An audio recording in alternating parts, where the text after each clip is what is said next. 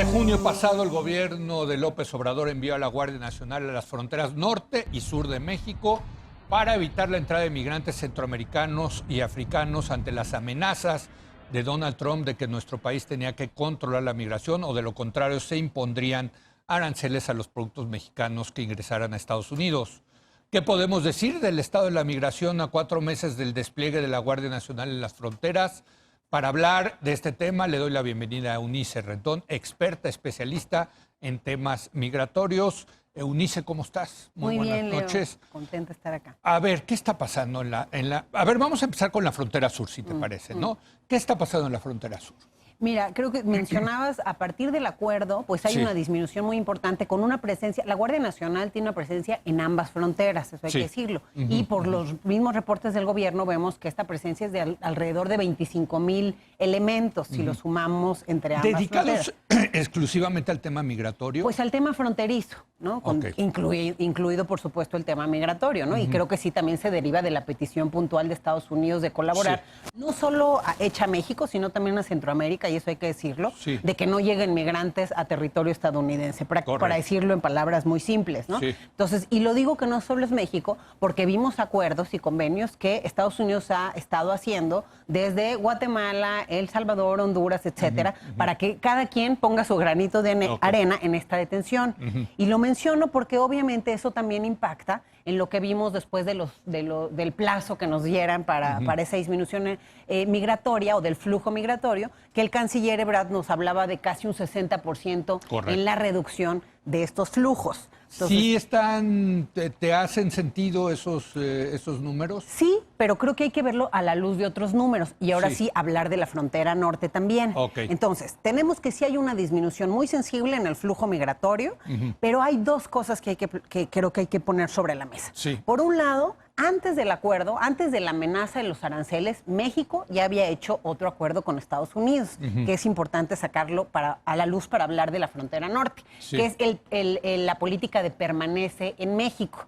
Porque derivado de esa política, hoy, según los datos oficiales, hay más de 42,000 personas en la frontera norte varadas, esperando su solicitud de asilo. A ver, explícale a la gente qué es el Remain in Mexico, el permanecer en México. El permanece en México lo que hace, y repito, se acordó incluso antes del tema de los aranceles, lo que hace es que cualquiera que quiera solicitar la figura del asilo, que recordemos, ¿quién solicita asilo? Pues casi por el riesgo a perder la vida por una amenaza muy importante en su país de origen. Y es un derecho en Estados Unidos. Es un derecho internacional y es un derecho en la ley de Estados Unidos también. Y está en la Convención también del Refugio. Entonces llegaban los centroamericanos, decían yo quiero pedir asilo. Asilo. Entonces, obviamente, para que el asilo tuviera una respuesta favorable en las cortes norteamericanas, siempre ha sido muy difícil. Eso no es nuevo.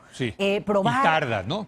Tarda. Un buen caso de asilo te tarda 1 año. Entonces, un caso más complejo puede tardar más. Y eso es muy importante, porque toda esta población, en lo que Estados Unidos decide, si les da o no la figura, pues están, como dice su nombre, permaneciendo en México. Cuando antes permanecían en Estados Unidos. Que esa es la obligación. Porque parte de la Convención de Refugiados, lo que menciona es que tú no puedes poner a esa persona que te está solicitando esta figura humanitaria en un riesgo, digamos, en un país peligroso. Pero ya hubo un juez en Estados Unidos que dijo que sí, el Remain en México, el permanecer en México es legal, ¿no?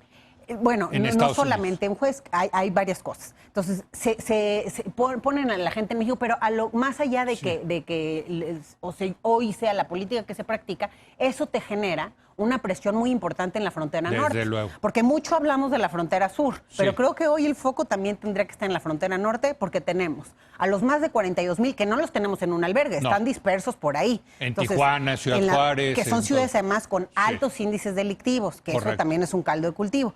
Y luego tienes otra figura, que es la deportación, que también se ha hablado menos en estos meses debido al alarde que se hizo de las caravanas y de los centroamericanos. Hemos perdido el foco en la deportación, pero no es un tema menor. El primer año de Trump cerramos con casi 200,000 deportados.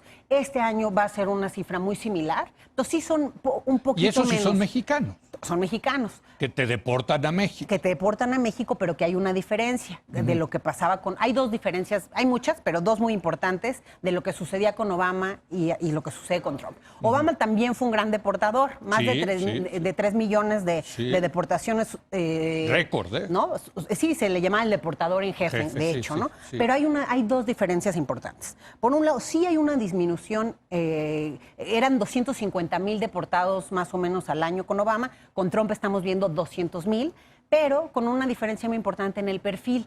Estos deportados de Trump es gente tierra adentro. Sí. Antes era mucho el perfil que los agarraban en Wisconsin, en Illinois, en lugar de la frontera. Exacto.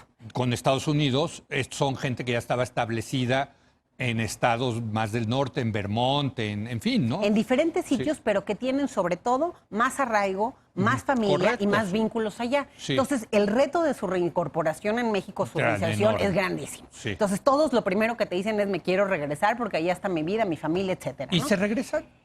Pues muchos sí lo han hecho. Claro pero que ahora contratan un coyote y se van. Pues hay muchas formas, ¿no? Lo tratan de pasarse de manera ilegal, en fin. Algunos tratan de arreglarlo por la vía formal, que lo pida su pariente, en fin, pero se dificulta una vez que fuiste deportado, se te dificulta regresar, pero además hay otra cosa, también cambiaron las normas allá, es decir, antes aquel deportado que intentaba reingresar tenía creo que una condena de 6 meses, una cosa así, ahora son 3 años. Entonces sí aumentaron también las penas para aquellos que intenten... En la cárcel. En la cárcel, sí, ya en centros de detención en Estados Unidos. Sí. Pero además hay otra cosa importante. Sí han reducido el 60%, digamos, si seguimos los datos mexicanos, el flujo migratorio a Estados Unidos, y también lo vemos con los datos de hace una semana que publica la patrulla fronteriza y aduanas, que publican que efectivamente y presumen que hay una reducción en la detención fronteriza de centroamericanos, y es una reducción muy sensible. Es ¿En dónde? ¿En Estados Unidos? Ya en Estados Unidos, las detenciones en la frontera que hace la patrulla fronteriza, hay una disminución muy sensible de centroamericanos. Pero hay dos datos que me llamaron la atención. ¿Porque se están pasando menos? No, pues porque los estás deteniendo en la frontera sur, efectivamente. Por eso. Sí, porque está siendo exitoso la política en la que México está ayudando, digamos, México y Centroamérica están colaborando a detener migrantes. Pero hay dos datos curiosos que me llamaron, que me llamaron la atención. Uno, que ha aumentado 20% los menores no acompañados mexicanos detenidos en este mismo periodo de tiempo. Menores mexicanos. Entonces estamos viendo que los niños mexicanos sí están intentando ingresar y aumentó un 18% las familias mixtas, que son familias mexicanas que están yendo a Estados Unidos. Entonces, en el caso de los mexicanos, hay un repunte en esta expulsión. A ver, déjame, porque dijiste algo muy importante y yo te iba a hacer esa pregunta. Pues parecería que efectivamente ha tenido éxito la política antimigratoria de Donald Trump. Tú lo dijiste ahorita de pasada, pero quiero reafirmarlo.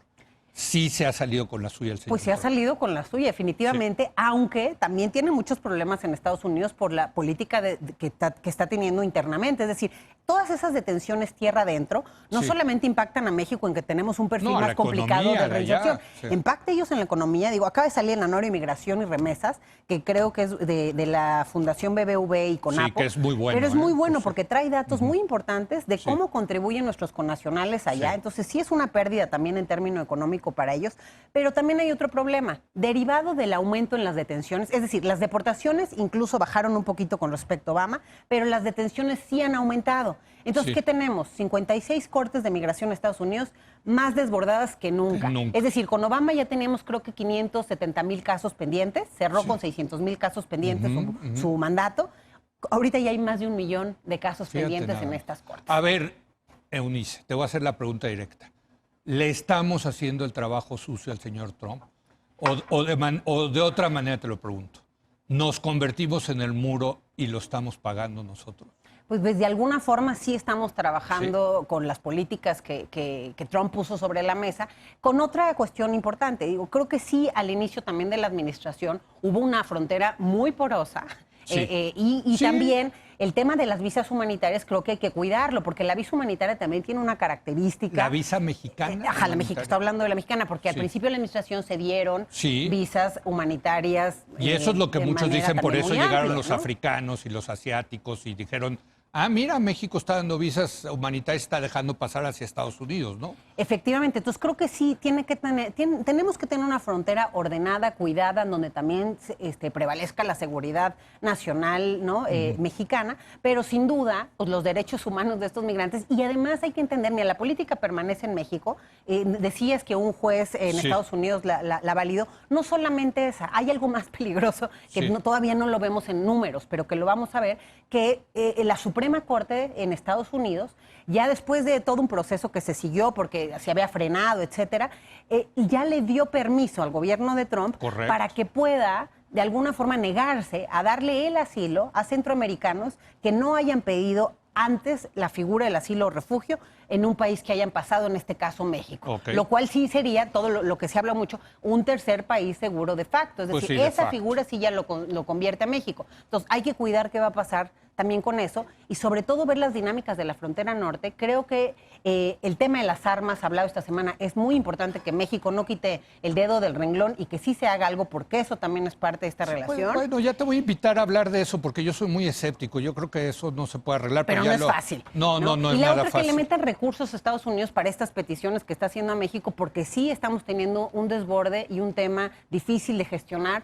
a nivel local, tanto en la frontera norte como en la frontera sur. Pues me queda tiempo para una pregunta. En conclusión, ¿qué diríamos, Eunice? ¿Dónde estamos? Mira, yo creo que el fenómeno migratorio en México está transitando, se está transformando. Es decir, aquellos que antes transitaban cada vez más se van a quedar acá y tenemos que tener las políticas, los recursos y la visión para poder absorber eso desde lo social hasta lo económico, lo familiar, etcétera. Y por el otro lado, México sigue siendo un país de retorno y creo que también se tienen que consolidar esas políticas para nuestros retornados. De retorno de mexicanos. De mexicanos. Claro. Porque ahorita pareciera que todo es si detenemos de mexicanos o no, que ganaban una buena lana ya comparado a lo que pueden ganar aquí en México. Con todo lo que la reinserción tiene como retos, que son muchos.